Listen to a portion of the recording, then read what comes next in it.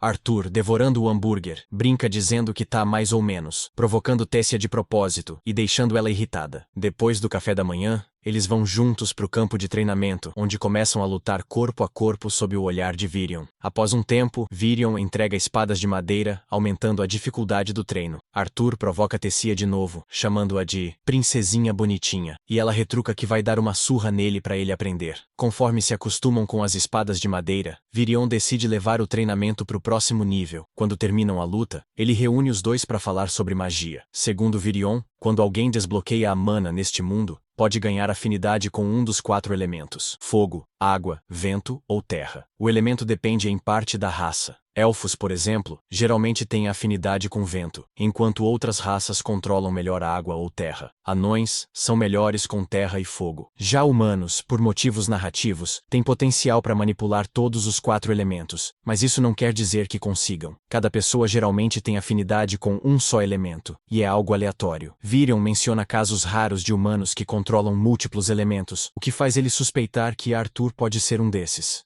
Tessia pergunta por que Arthur não treinou o corpo com magia, como ela fez. Virion explica que Arthur ainda é fraco para isso, porque seu núcleo de mana tem uma vontade de besta que está desequilibrando a relação entre seu corpo e sua magia, causando as dores no peito. Arthur suspeita que essa vontade de besta tem a ver com Sylvia, mas sabe que é cedo para tirar conclusões. Virion diz que, para resolver isso, é preciso entender o que está acontecendo dentro de Arthur. Tessia brinca, perguntando se ele sente dor toda vez que ela acerta ele no treino, e ele admite que ela bate forte mesmo. Arthur explica por que Tessia ficou mais forte de repente, quase tão forte quanto ele. Elfos despertam a mana por volta dos 10 anos, e Tessia, que tem 9, acabou de despertar. Ela até destruiu o quarto enquanto dormia. Isso lembra Arthur de quando ele despertou sua mana ainda bebê, e explodiu a casa dos pais. Para desenvolver ainda mais o talento de Tessia, ela começou a treinar junto com Arthur. Um dia, durante o treinamento, Virion decide que tá na hora de Arthur despertar sua vontade de besta. Para incentivá-lo, Virion diz que, se o ritual der certo, Arthur não vai mais sentir dor e vai se tornar um verdadeiro domador de bestas. Curioso, Arthur senta para Virion conduzir o ritual. Virion explica que precisa acender uma chama no núcleo de mana de Arthur, garantindo que ele só vai sentir um calor por dentro. Virion transfere sua mana para Arthur, mas algo dá errado.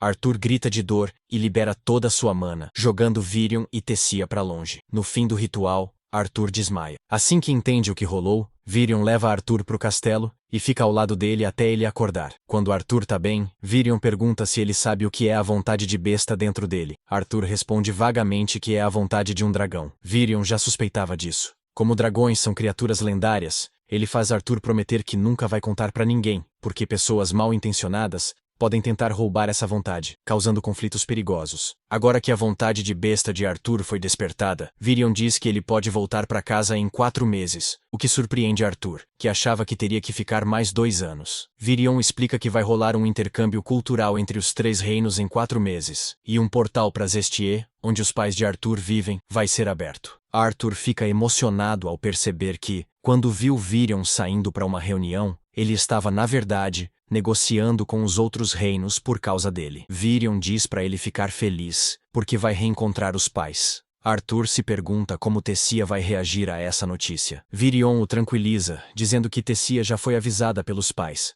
Mais tarde, naquela noite, Arthur conversa com seu ovo de dragão sobre a partida, e o ovo começa a brilhar. Quando começa a chocar, Arthur entra em pânico, imaginando o que pode sair dali. Mas quando a casca se quebra, surge um dragãozinho adorável, quase um gatinho. Arthur se encanta com a fofura. Só que quando ela morde o braço dele como filhote, ele percebe que não é tão amigável. A mordida foi para lançar um selo nele. Agora, Arthur consegue ouvi-la, mesmo que sejam só sons confusos. Ainda assim, ele fica feliz por ouvir a voz dela. Ele a chama de Sylvie, em homenagem a Sylvia, e se pergunta o que significa o selo no braço. De qualquer forma, ele não acredita que virou pai, com só 8 anos. A chegada do novo mascote é surpreendente, e ele fica curioso para saber como a comunidade, principalmente Tessia, com sua personalidade animada, vai reagir. Na manhã seguinte, Tessia chega, como sempre, para acordar Arthur. Como ele dorme pesado, o toque leve dela não funciona. Ela tira o cobertor e vê a criatura estranha. O grito dela é tão alto que acorda Arthur, mas, diferente do esperado, não é de medo. Tessia tá empolgada com a nova criatura, pega ela no colo e faz carinho como se fosse um bebê. Juntos, vão pro campo de treinamento encontrar Virion. No caminho,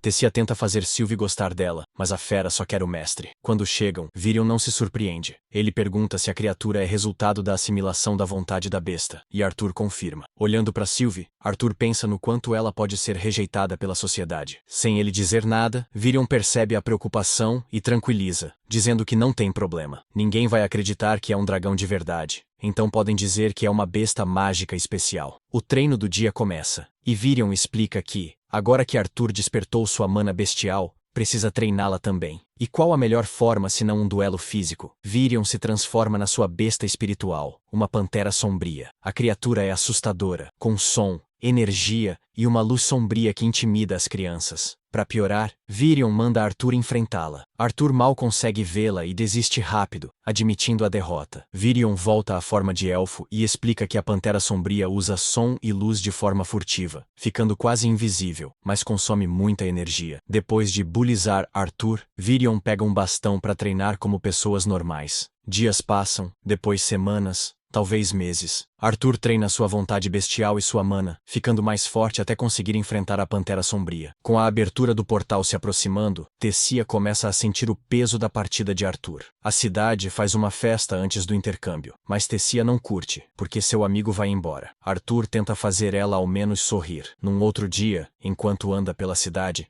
um garoto esbarra nele e o encara por ser humano. É Feirit, Lembra? O mesmo elfo que desafiou Arthur para um duelo e perdeu com um golpe. Ele se aproxima e pergunta se Arthur lembra dele. Arthur, sincero, diz que não. Quem lembraria? Feyrith parece insignificante. Tentando se explicar, ele diz que tá pronto para uma revanche, achando que agora pode vencer. O resultado é o mesmo. Arthur acerta e ele cai. Tessia conta para Arthur quem é o garoto, e Arthur estende a mão em cumprimento. Surpreendentemente, Feyrith aceita, dizendo que só queria ser amigo de Arthur, e ficou chateado quando ele não ofereceu a mão antes. Eles conversam, e Arthur descobre que Feyrith vai pro intercâmbio. Feyrith diz que todos os filhos dos nobres vão, mas Tessia não, porque não querem que a princesa frágil se perca de novo. Frágil? Essa palavra não combina com Tessia, considerando o quanto ela é forte. Para provar isso, ela acerta Feyrith, que voa e cai num castelo inflável, desmaiando na hora. Nunca vi uma princesa bater num subordinado assim. Deve ser a primeira vez. Vendo a confusão, Arthur puxa Tessia e sai rápido. Quando se afastam, ele avisa que uma princesa deveria se controlar e não bater nos subordinados. Mas Tessia não liga. Tá com a cabeça cheia, principalmente porque Arthur tá indo embora. Ela reclama que ele tá abandonando ela e ainda agindo como pai ao repreendê-la. Chama ele de velho e sai correndo pro quarto pra chorar. Arthur, vendo que ela tá chateada, vai até o quarto dela pela janela, segurando flores de sino. Tessia nota pela janela e vai até ele. Ele coloca uma flor na orelha dela e a convida pra sair. Eles caminham pela floresta, mesmo com os avisos pra não irem lá. Depois, ele acende uma fogueira e eles sentam pra conversar. Tessia começa a ficar sonolenta e Arthur a incentiva a dormir, mas ela quer ficar com ele. Falam sobre o mundo humano, mas ela acaba adormecendo. No dia seguinte, Arthur se prepara para partir. Virion dá uma bússola para ele não se perder, dizendo que ela tem o símbolo do Zeralith. Se ele quiser voltar, vai saber o caminho. Virion também deixa escapar, disfarçadamente, que sabe da escapada deles na noite anterior.